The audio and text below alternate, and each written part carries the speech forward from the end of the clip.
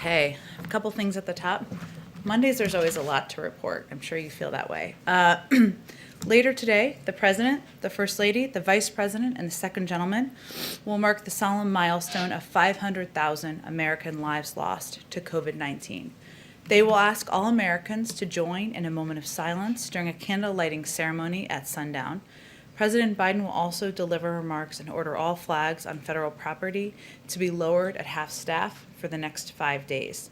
Tonight's events, including the President's remarks, will highlight the magnitude of loss that this milestone marks for the American people and so many families across the country. He will also speak to the power of the American people to turn the tide on this pandemic by working together, following public health guidelines, and getting in line to be vaccinated as soon as they are eligible. As you all know, there are a number of confirmation hearings coming up this week. Almost 500,000 Americans, and as we look at these, we're looking at it through the prism of the fact that almost 500,000 Americans, as I just noted, have lost their lives to this cruel pandemic. Tens of millions have lost their jobs. Families can't put enough food on the table, and millions of children need their schools reopened. And central to the all-hands-on-deck response we're executing from the Biden-Harris administration is having qualified, experienced, and groundbreaking nominees installed as quickly as possible. And we want to thank, of course, the Senate for the steps they have taken, I should say, over the last few weeks to support and confirm, often with large bipartisan votes, many of our nominees. But underlining our pressing need to have our team in place, we have, of course, Merrick Garland, who is currently doing his hearing right now, who's been endorsed by multiple former Republican attorneys general as someone faithful to the law, not politics, and who multiple Republican senators agree is apolitical, would come to the job with decades of experience. Javier Becerra, Attorney General Javier Becerra, who helped play a role in getting the Affordable Care Act through, and brings decades of healthcare policy experience to the table. As Attorney General of California, he fought alongside his Republican counterparts to expand access to COVID treatments. Neera Tanden, a brilliant policy expert with experience at the highest levels of government, also running a big think tank in Washington, D.C., who understands firsthand the power of policy in helping families gain a foothold in the middle class. There was a wide spectrum of support, ranging from the Chamber of Commerce to labor unions. Miguel Cardona, a former public school teacher, who will champion and help expedite the reopening of our schools. That will be his first priority. We're eager to see him in place. And Congresswoman Marcia Fudge, who served as mayor and has formerly served as a mayor and will be invaluable as both parties work to protect families from losing their homes during the COVID outbreak. As you know, many of you saw, the President just made an announcement this morning about important changes to the PPP program to ensure small businesses, especially minority-owned and mom-and-pop businesses, get the help they need to keep their doors open and keep workers on payroll. 98% of companies have fewer than 20 employees, and a big part of this announcement will apply to those companies. The small businesses employ nearly half of America's workers and account for 44% of our nation's GDP. More than 400,000 small businesses have permanently shuttered due to the pandemic. Millions more have lost substantial revenue. So clearly an area where there is a need for great focus. His announcement includes instituting a 2-week window starting Wednesday, during which only businesses with fewer than 20 employees, so 98% of them, can apply for relief through the program, so that we prioritize support to businesses who were previously left behind. The changes also include expanding eligibility so that sole proprietors, independent contractors, and self-employed Americans, as well as immigrants who are lawful permanent residents, can receive more support.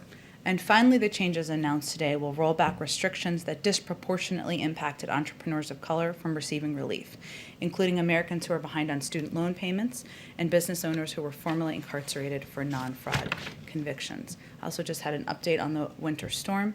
On Friday, the President approved a major disaster declaration, as many of you know, for the state of Texas, including public and hazard mitigation assistance for all 254 Texas counties.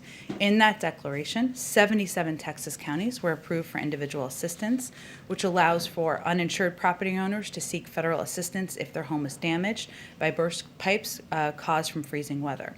More counties we expect more counties to be added as more work is done to evaluate need, and that's a reflection of FEMA's initial evaluation. In the meantime, the President has asked FEMA to do everything it can to rapidly distribute aid to the state of Texas. So far, more than 1 million meals have been shipped to Texas, more than 4 million liters of water have been shipped to Texas. The Department of Defense fixed wing aircraft continue to deliver water in bulk to multiple locations in Texas. They've completed 9 missions so far, with an additional 10 missions planned for today. 69 emergency generators and more than 120,000 blankets have been delivered to Texas. And over the weekend, Homeland Security Advisor Liz Sherwood-Randall, National Economic Council Director Brian Deese called Governor Abbott to update him on the broad federal effort the president has requested to support citizens of the state in coping with the impacts of the storm and, of course, the recovery from here. Last but not least, where's Deborah Saunders? She's in the back. Oh, there she is. Okay, so I'm going to, I want to take a moment to recognize a milestone in the briefing room. Today is her last day in the print pool and potentially her last day in the briefing room, although you're, of course, welcome back. And even though she's leaving the White House press corps and full-time reporting, I know she's going to be writing some columns, and I have a feeling we'll be hearing from her quite frequently. So congratulations on covering the White House for 4 years. As many of you know, that is not for the faint of heart.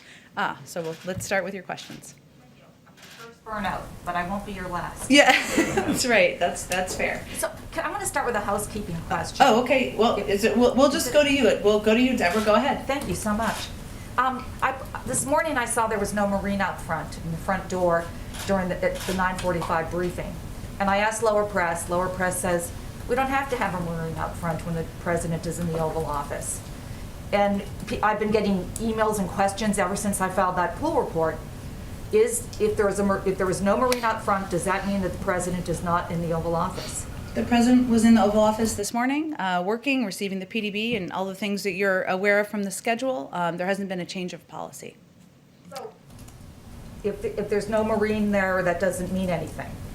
Again, I mean, I could certainly talk to them about the specific circumstances of this morning, but I can report to you that the president was in the Oval Office and the policy that's long been in place continues to be in place.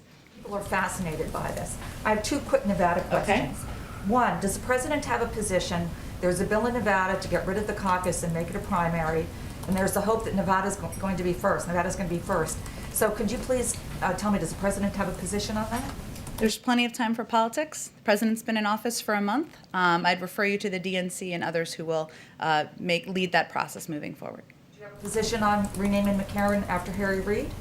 Well, the president is a big fan, close friend of Harry Reid, worked with him closely on a number of important issues, including getting the Affordable Care Act through. As I understand it, it's passed the local legislature, I believe, and it's now through, or the local, where it needs to pass locally, I should say, and it's now being considered by the FAA, so I would refer you to them. And one last question Okay. about the way Washington looks right now. Mm-hmm. There are fences everywhere. We have National Guard. What's the president's view, what's the administration's view about how long it's going to keep going on like this? And why is it going to continue, it looks like, into March? Which piece are you referring to? I'm talking about the National Guard. I'm talking about all the fences that are around here. Mm-hmm. There are fences around Capitol Hill. I understand things happened on January 6th. How much longer do you think you're going to have all the security here? Well, I would look at those a little bit separately because, of course, members of Congress, leadership on the Hill, Democrats and Republicans will make decisions about the security needed, and we support at the Capitol, and we certainly support them in that decision-making process. As it relates to the fencing around the White House, we work, of course, closely with the Secret Service, the National Park Service, and the President and the Vice President are certainly eager to have that brought down at an appropriate time, and hopefully that's soon. All right, Josh, we'll go to you. Thanks, Jen. 2 questions. You touched on the issue of nominations and confirmations. Given the statements of Senator Manchin, Senator Collins, Senator Romney, what do you see as Neera Tanden's path to become director of OMB? And also, what does it mean for the Biden agenda if this process keeps on being delayed and drawn out? The process of confirmations? Well, let me start with that. I would say that we experienced some intransigence during the transition, some delays in processes that had previously worked at a more rapid pace. Our view is that we've hopefully moved past that. We've seen a number of our nominees move forward over the past couple of weeks pretty quickly with large bipartisan votes, and we certainly welcome that. But we are eager to have our team in place. This week has a number of important hearings. There are a number of important votes this week. We would love to end the week with a Secretary of Education in place as an example, and certainly others as we look to have the full team and hopefully a full cabinet meeting at some point in the near future. As it relates to Neera Tanden, let me just say that the president nominated her because he believes she'd be a stellar OMB director. She's tested. She's a leading policy expert. She's led a think tank in Washington that has done a great deal of work on policy issues, but has done a great deal of bipartisan work as well. She's won widespread support and endorsements ranging from labor unions to the U.S. Chamber of Commerce, and she's rolled up her sleeves and done the work. She's met with more than 35 senators, Democrats and Republicans herself. This is a process. Confirmations, getting individuals confirmed she has 2 committee votes this week, and we're working toward that, and we'll continue to work in supporting her So nomination. you still see a cap to 50 votes or more? We do.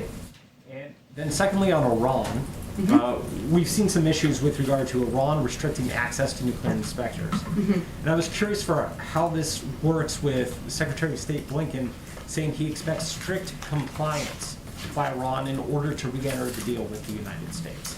Well, first, I think you're referring to the reports from the IAEA over the weekend and kind of discussions they had about Iran's compliance and access that they would have or were looking to have to Iran's facilities on the ground. And certainly, I would send you to them on that. But I would say that what Secretary Blinken's announcement and what our announcement that came out last week is a reflection of is an openness to have a conversation, an openness to diplomacy.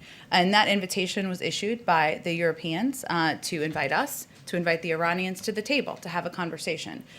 We have sent no indication that we are willing to take additional steps in advance of that. What we're willing to do is sit at a table and have a diplomatic conversation because we are looking to prevent Iran from acquiring a nuclear weapon, and we believe diplomacy is the best way to do that. Let's go, Jeff. Just one follow-up on Iran. Iran's Ayatollah said today that Iran may enrich uranium up to 60% purity if needed. What is the White House's reaction to that, and how does that impact the statement that you made last week about openness to talks? Well, again, Jeff, Iran is a long way from compliance, and that hasn't changed. I said that last week, and I believe my colleague, National Security Advisor Jake Sullivan, conveyed that just yesterday. That has not changed. What we are open to is a diplomatic conversation. And our view is that diplomacy is the best path forward to preventing Iran from acquiring a nuclear weapon. That does not mean they have clearly not taken the steps needed to comply. And we have not taken any steps and made an indication that we are going to meet the demands that they are putting forward either. Does this kind of rhetoric concern you, though, in terms of the possibility for diplomacy? Well, I think we're at the stage where we're waiting. The Europeans are waiting to hear Iran's reply to their invitation to have a conversation. So that's the stage we're sitting at this point in time. Also in the realm of diplomacy, China's foreign minister made some remarks today about wanting to rejig the relationship with the United States, and he called for tariffs to be removed. I know that this policy is under review along with lots of policies, but can you give any reaction to what he has said and any update on President Biden's feelings about tariffs and broader China policy? Well, I think as we said around the time when the president had a conversation with President Xi, we believe the relationship with China is one of strong competition. We want to come to that relationship from a position of strength. That means working in close coordination with our partners and allies around the world, Europeans, other partners in the region, also with Democrats and Republicans in Congress. And it also means we want to do work at home and focus on doing work at home to make sure we are coming to that from a position of strength. As you noted, there's, of course, a review of our tariffs and the tariffs that were put in place. I don't have any update on that at this point in time. One last thing, one to follow up on what Josh asked you about Neera Tanden. You said that the White House still sees a pathway. Without Senator Manchin, what is it? Well, again, I think she needs the majority of votes in order to get through and be confirmed as the OMB director, and that's what we're working toward. Go ahead, Ed. In that vein, beyond your tender, is the White House certain that all other cabinet nominees have the support of all members of the Democratic Party?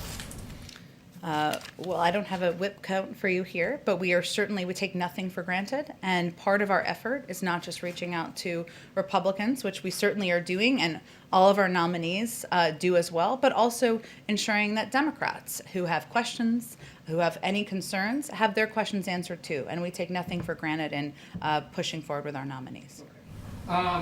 In opposing Maritana, Republicans and at least one Democrat have said they expected more from the president's nominees in the vein of uniting a divided country. What's your response to that specific criticism that they have leveled, that she spent years stoking that divide on the air and online? Well, here's what I can convey about her work as somebody who ran CAP, the Center for American Progress.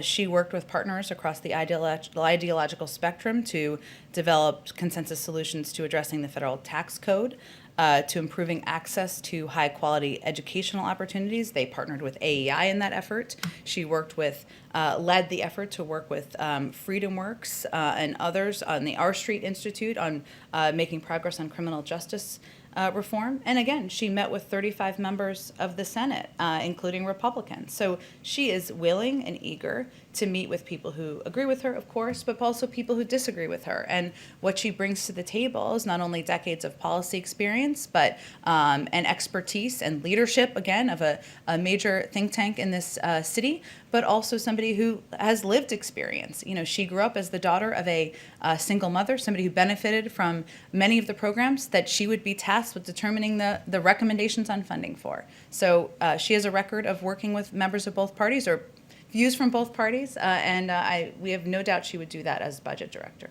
On the COVID bill, the President talked a little while ago about it and noted that there are some concerns about the size of the price tag and asked, what would you cut? Would the White House be okay if it went north of $1.9 trillion for whatever reason? Well, I think the president proposed the $1.9 trillion size because he felt those were the components that were needed to meet the moment we're facing. And certainly, he looks to Congress to negotiate through what can be added or subtracted from that package, but he had the key priority components in it because that's what he felt would meet the moment. That's what health and economic experts were telling him. But I don't have anything more for you beyond what he proposed. And real quick on Iran, specifically the hostages that they're holding. Jake Sullivan said yesterday, we've begun to communicate with the Iranians on this issue. They later clarified it's not with Washington directly. So can you just clarify, is this being done through the Swiss or through other European officials instead? We have a range of means of communicating with the Iranians. And we certainly raise American citizens who are being held in Iran through those channels, but I don't have anything more specific for you. So there's nothing direct going on as far as you know between the United States and Iran? Again, we have a range of channels that we navigate or communicate through, direct and indirect, but I don't have anything more specific to lay out for you. Go ahead. Thanks, Ed. I just want to go pick on what Ed was saying here. Because Sure. The president just said that he sort of seemed to put the ball in Republicans' court. He said critics are saying that the plan is too big. What would you have me cut? What would you have me leave out? What is he willing to cut? Is he willing to leave out? And what specifically is the ball? If they're going to come to the table and make some offers, what's the negotiating topic? We'll there? see what they offer. What has been offered to date was a proposal of about $600 billion, which falls far, far short of what is needed at this point in time with dual crises that the country is facing.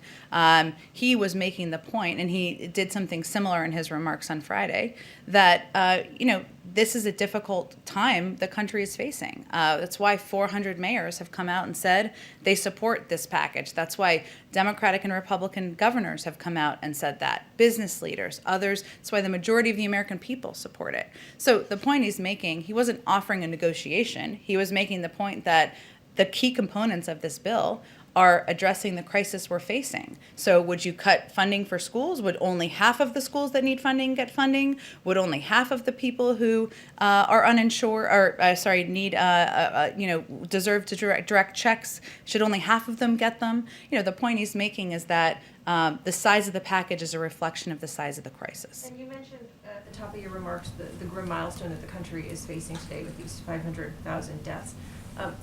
as the country is in this moment of reflection, 100,000 of those Americans have died within the last month. What reflections is this White House having on the last month? As we ask as a country, could more have been done? As Dr. Fauci said today, it didn't have to be this bad. Could more have been done in the last month also? Well, I think we, one, inherited a circumstance where there was not there were not enough vaccines ordered. There were not enough vaccinators available to vaccinate Americans, and there were not enough places for people to go to get those vaccines shot into their arms. And you can always look back and say, we wish we would have done this better. We wish the storm wouldn't have come. But our focus is on building out of the hole that we inherited and ensuring that we are taking every step necessary, every step possible to reach people in their communities, to tap into the manufacturing sector through the DPA, to communicate effectively about eligibility. And that's what our focus is on at this point in time, the path forward. Go ahead, Caitlin. A few questions for you. One, on the COVID relief bill, Senator Bernie Sanders said he does believe that the parliamentarian is going to rule that $15 minimum wage can be in there. But given 2 Democrats have said they do not want it in there and they don't want to vote for it if it's in there, if they rule that it can be in there, does President Biden still want it included?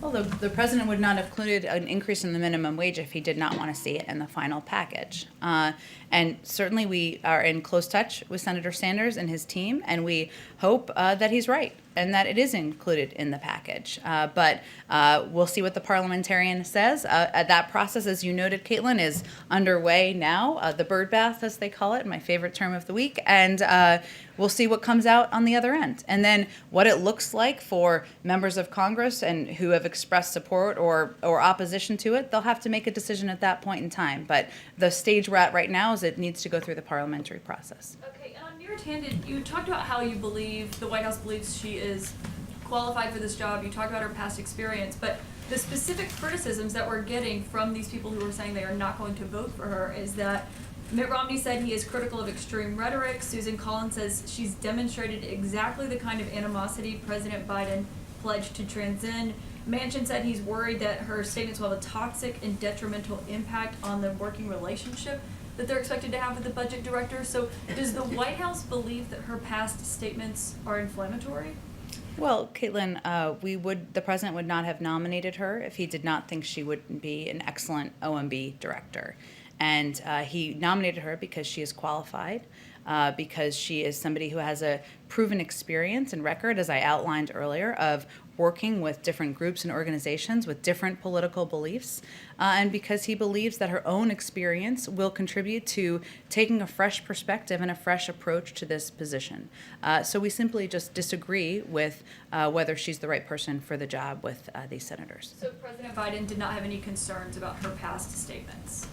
I think I'll leave it at what I've said so far. Go ahead. I have one more. So Yeah, just go ahead. more housekeeping. By this time in their presidencies, both President Trump and President Obama had held solo press conferences. So are there plans for President Biden to hold a solo press conference anytime soon?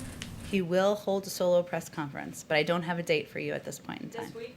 Not this week, no. Go ahead. Get to pick the inquisitors himself? What'd you say? Will he get to pick the inquisitors himself? Well, typically any president has a list of people that they're going to call upon, but usually it's a large number of people who are in the press room, and we certainly hope we'll be able to do that in a COVID-safe way. Go ahead. Thanks, Jen. A couple if I could. One, just following up on Neera Tanden. Has the White House reached out to any Republicans who have not yet said how they're going to vote? We have been working the phones, in touch with Democrats and Republicans and their offices through the course of the weekend. And then also on the COVID bill, a CBO analysis suggested that only a small portion of the $130 billion for schools would actually be spent in the current fiscal year. What exactly is the White House doing to ensure that money would actually mean that schools could potentially open in March and April before the academic year ends? Well, a big part of the challenge here for a number of schools is that they need, in order to operate responsibly and given the threat of budget cuts, they need to obligate funds according to spending plans rather than exhausting all balances as soon as they're received. So the challenge here is how do they plan ahead, right? They can hire, if they need to hire additional teachers now for smaller class sizes, or if they need to hire bus drivers, or if they need to do improvements to their facilities. They want to be able to know, understandably, just like any business or company, that they will be able to employ teachers next year and the year ahead. So that's why this funding is so essential, is because they need to be able to plan ahead so that they can make the improvements now, do the hiring now. Go ahead. Thanks, Jen. Just quickly on Iran, have there been any progress in learning whether Iran is going to come to the table and sit down? I mean, any word privately, back channels, any progress on that note? Where it really stands right now is the Europeans issued the invitation, and they're waiting for a response from the Iranians. So I don't have anything more to read out beyond that. Just building on what Caitlin was saying. I mean, the president, he said that there was going to be a new tone in Washington. Obviously, Manchin, Collins do not feel that this is a new tone. So how does the president kind of square that, saying that he does want a new tone? We're going to have a new language, no respect for everyone, and this, fire on the spot kind of policy, he has said. Have you asked Senator Manchin and Senator Collins about whether they think President Biden has a new tone? Well, I mean, I think Senator Manchin and Senator Collins have said that they have concerns about her tweets and her language. And we disagree on whether she is the right choice for OMB, to lead the OMB. But that is a bit of an overstatement to suggest that anyone, and you should ask them, and unless you've had interviews with them, then please speak up and convey that to us. But they both have had regular conversations with President Biden. We look forward, let me finish. We look forward to working with them on a range of priorities and issues, whether it's the American Rescue Plan, whether it is immigration, addressing the outdated immigration system, whether it is foreign policy issues, and he'll continue to engage and have discussions with a range of senators, including people where he has disagreements. And I think that's fair, but I think the question is the president okay with the language and rhetoric that Neera Tandem has used in direction of other members of Congress, including some Democrats and especially Republicans? I think the fact that the president nominated her to lead the budget, to be running OMB, reflects his view that she's the right person to be in his cabinet, to lead be overseeing the budget, and that her qualifications, her history of working across the aisle with people from different groups who have different points of view, is a reflection of how she would do that role. Can I ask you about some members of Malcolm X's family have made public that a letter that they said was written by a deceased police officer that stated that a New York Police Department and FBI may have been behind the 1965 killing of the activist. I just wanted to know, does the administration think that this is something that should be looked into? I have not seen that letter. If you want to provide it to us, I'm happy to have the right person look into it after the briefing. Can I ask one more question? Sure, go ahead. Saudi Arabia. Sure. Thank you so much. President Biden, you noted that he does not plan to speak with the Crown Prince. But I wanted to ask, what does that actually mean? I mean, the president has obviously called for accountability for the murder of journalist Jamal Khashoggi. But how is the relationship actually going to change? I mean, is this just symbolism? Are we going to have some concrete changes that demonstrate this accountability? Well, what I conveyed last week when we talked about this a little bit is that we are certainly recalibrating our relationship with Saudi Arabia. And part of what I mentioned was that we will have officials communicate from counterpart to counterpart. And that means, as you may know, last week the Secretary of Defense had a conversation with MBS, and that is the right counterpart to counterpart. We expect the president will have a conversation with the king at an appropriate time. But there are other components, as you know, of our relationship, including the fact that the president, unlike the last administration, is not going to hold back in speaking out when he has objections, concerns about issues related to human rights, freedom of speech, any other concerns he may have about the way things are being run. At the same time, there's an important role we can play in relationship as it relates to the threats that come into the Kingdom of Saudi Arabia from actors in the region. And that is a relationship that we will continue to work with them on. Go ahead. Tonight, the President's participating in the memorial for COVID victims. Is there any discussion about a more permanent memorial, something that would kind of honor their memory, long term? It's a great question. I don't have anything to report out for you, but I'm happy to check with our team and see if that's under consideration. And as you noted, I mean, tonight, obviously, and the vice president, they will be commemorating of the lives lost, the many hundreds of thousands of families who have been impacted by the lives that have been lost from the pandemic. It's something he also did just a month ago around the inauguration, and so clearly, and these remarks I would convey are not. It's not. He will not be providing an update on progress. This is to really have a human moment and a moment to remember the people who we've lost over the last year. But I'm happy to talk to our team if there's anything like that under consideration. Previously, you mentioned that there were concerns about how difficult it is to get a vaccine shot. It's hard to sign up for these things, and that the government was looking into making this easier. The White House, the federal government is looking into this. What progress has been made on that? What is under consideration for how the federal government could step in this situation? Well, we've taken a number of steps, including working to open several community health centers that are in people's local communities, and the health and medical experts who are working at these health centers often know the people in their communities, and they're trusted by the people in their communities. We also have been working with pharmacies and have several dozen pharmacy partners across the country. More than 90% of the people people living in this country, I should say, live within 5 miles of a pharmacy. That helps many. It doesn't help everybody, but that's another place. We've also worked to help launch some mass vaccination sites to ensure that people can go with their families and get vaccinated in these locations. So, we are on track. We have vaccinated. We have significantly expedited the rate of vaccination over the past couple of weeks. We're at about, in the last week or so, we're at about 1.7 million a day, or last 2 weeks or so, 1.7 million a day.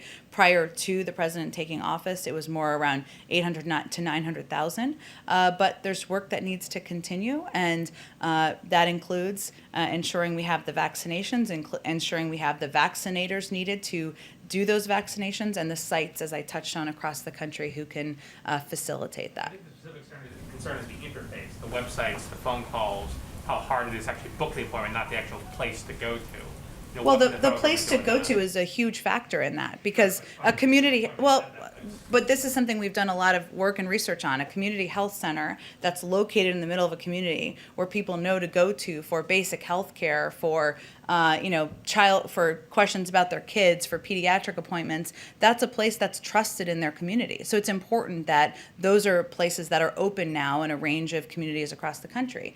Pharmacies, which are actually the places where you can do exactly what you just said and log on online and make an appointment to get a vaccine. We've just doubled the number of vaccines that are going to those pharmacies. We made an announcement last week. So there are a number of steps that we're taking to ensure that more vaccines are getting out the door and they're getting into communities. Go ahead in the back. Thank you, Jan. I have two brief foreign policy questions. Okay. The president has an excellent relationship with Pope Francis, who also has had considerable outreach with Iran. He greeted President Rouhani. He's been in touch with the Ayatollahs. Could he be a possible back channel, or is he already a possible back channel on Iran? You're correct, he does, and there's certainly a picture on his desk or in the Oval Office that is a reflection of that. But the proper channels at this point are we're going to work in partnership and through the P5+1 partners and allies. We worked through for the first round of the putting the JCPOA together. We're waiting at this point to hear back. The Europeans are waiting to hear back from the Iranians on whether they are open to that diplomatic conversation. So really the discussions are at that stage at this point. So the Pope's not going to be involved in any way in that? I certainly would never claim to speak for Pope Francis or any pope, and you can certainly reach out to the Vatican if they have intention of getting engaged in some capacity. The other question I have is that as Vice President, the President met and talked to the President of Rwanda, Paul Kagame. Does he have any views on the current trial that's going on in Rwanda of Paul Rusesabagina, the central figure in the Hotel Rwanda movie, who many say was kidnapped illegally, but who the government defends and said should be on trial? It's a great question. I have not spoken with our national security team about the particular trial. I'm happy to talk to them, and we can follow up with you after the briefing. Would you do that, Happy please? to. Thank Absolutely. you. Go ahead. One more on Mayor Canada, then I Sure. promise I'll move on to a different topic.